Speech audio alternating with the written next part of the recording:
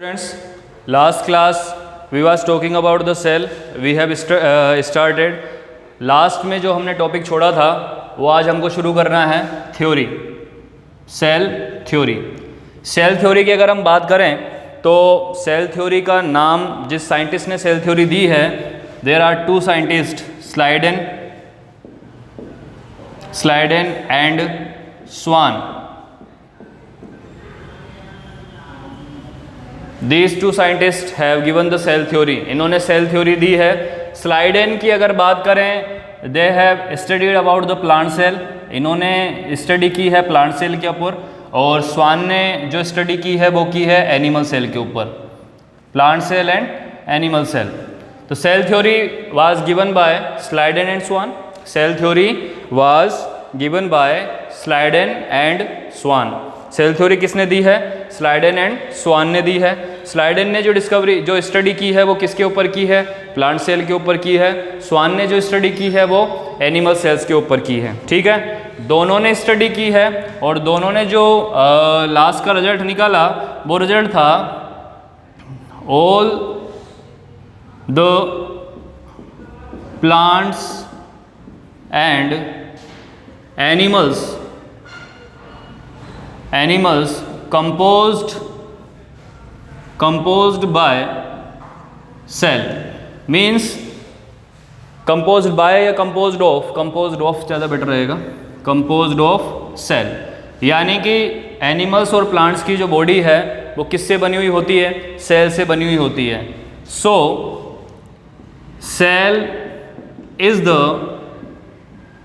Basic structure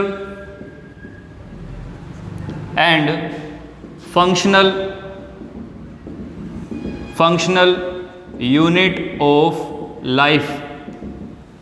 यानी कि cell जो है वो लाइफ की स्ट्रक्चर और फंक्शनल यूनिट है।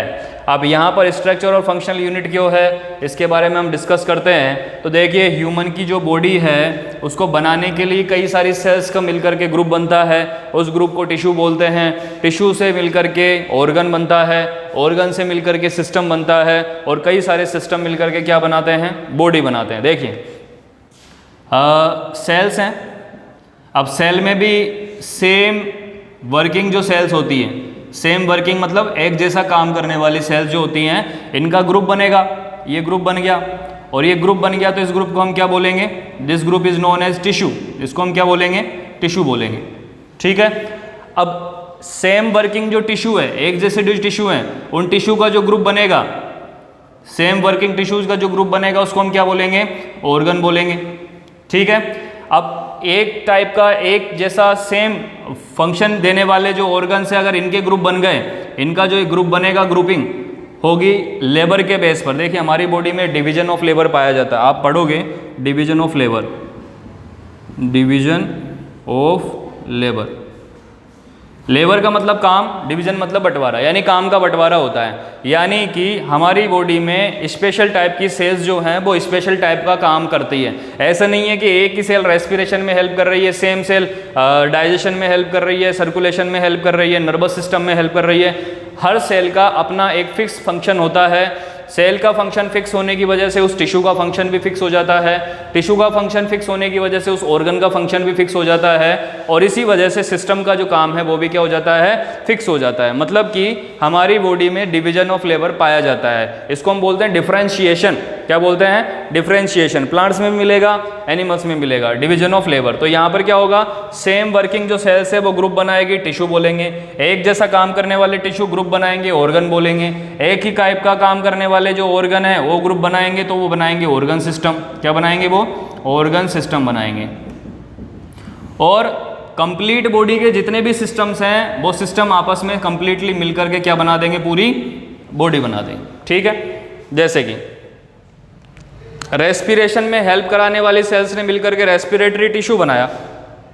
रेस्पिरेटरी टिश्यू ने मिलकर के ग्रुप बना दिया और उस ग्रुप को बोला ऑर्गन, जैसे कि नेजल कैविटी हो गया, नेजोफेरिंग्स हो गया, ट्रेकिया हो गया, लंग्स हो गया, ये सब ऑर्गन्स क्या है, रेस्पिरेशन का काम कर रहे हैं। ये ऑर्गन सभी ग्रुप बनाएंगे और ग्रुप बना करके क्या बना देंगे, रेस्पिरेटरी सिस्टम बना देंगे। ठीक है, तो इन ऑर्गन्स के सेम फंक्शनिंग जो ऑर्गन्स होते हैं उनका ग्रुप क्या कहलाएगा, सिस्टम कहलाएगा। अब हमारे पास में रेस्पिरेटरी सिस्टम बन गया, उसी तरह से सर्कुलेटरी सिस्टम, उसी तरह से डाइजेस्टिव सिस्टम, उसी तरह से रिप्रोडक्टिव सिस्टम, सभी सिस्टम जितने भी सिस्टम है वो पूरी बॉडी में वो कंप्लीट सिस्टम मिलकर के हमारी पूरी बॉडी तैयार करते हैं। ठीक है, अब यहाँ पर हम बात करें कि अगर हमारी बॉडी का प्रॉपरली वर्क करवाना है, यानी अगर हम चाहते हैं कि हमारी बॉडी पूरी तरीके से अच्छे तरीके से काम करे, तो क्या जरूरी है, सबसे अच्छी तरीके से कौन काम करे, ऑर्गन सिस्टम काम करे। अगर ऑर्गन सिस्टम मतलब सिस्टम हमारी बॉडी के सभी सिस्टम काम करेंगे ढंग से, तो हमारी बॉडी के अंदर कोई प्रॉब्लम नहीं होगी। अब सिस्टम कब ढंग से काम करेंगे, जब उसके अंदर के सभी ऑर्गन सही हों, प्रॉपरली चल रहे हों, हेल्दी हों। ऑर्गन कब हेल्दी होंगे, जब उनके अंदर होने वाले जो टिश्यू हैं जिनसे कि वो टिश्यू से मिलकर के बने हुए हैं वो टिश्यू हेल्दी हों।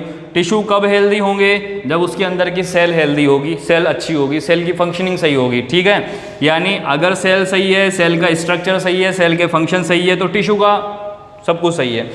If the functioning and the structure of the tissue is correct, right, healthy, then the organ will be in the right position, structure and functional.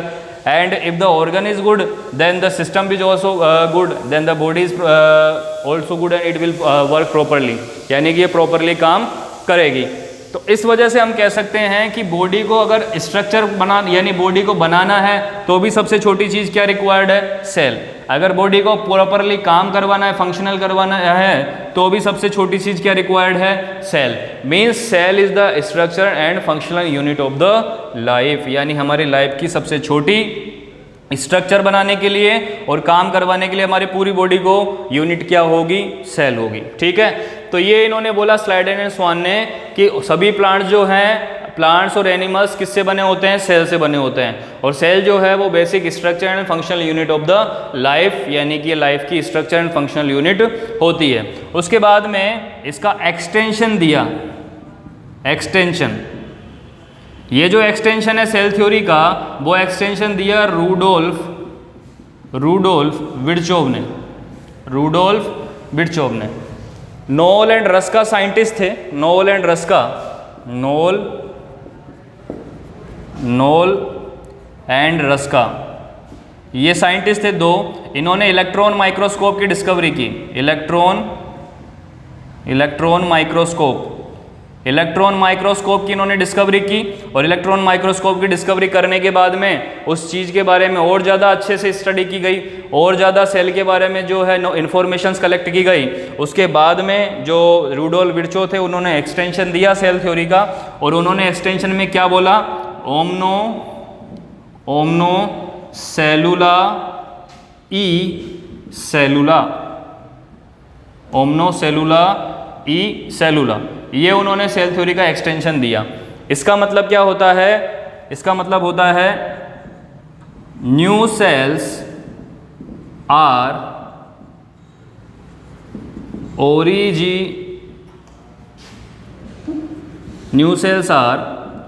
originated by pre-existing cells by the cell division,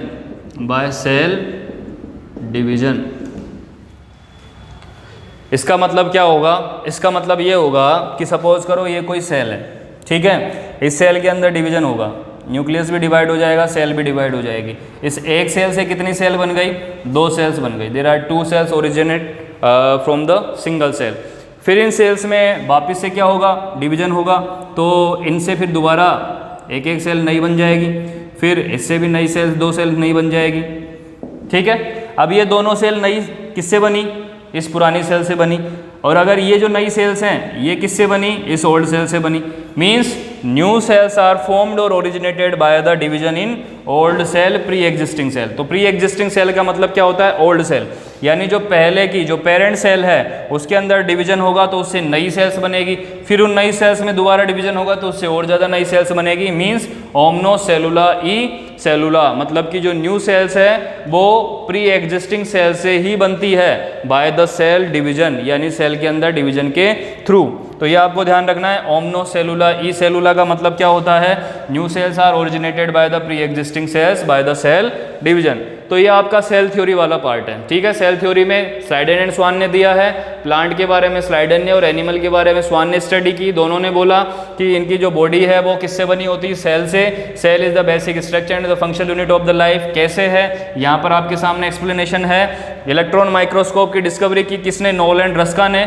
उसके बाद में यहाँ पर फिर Rudolf Virchow ने इसका extension दिया, क्या दिया, ओमनो सेलुला ई सेलुला, मतलब new cells are originated by the pre existing cells. Last में एक शब्द है वायरस, जिसके बारे में हम बात कर चुके हैं। Virus is the exception, virus is the exception of cell theory, exception of cell theory. क्यों है ये मैं आपको ऑलरेडी बता चुका हूँ, क्योंकि वायरस जो है वो ना तो प्लांट है, सॉरी ना तो लिविंग है ना ही नॉन लिविंग है। It is a connective link between the living and non living, so it will not follow the cell theory concept, so it is the exception of the cell theory.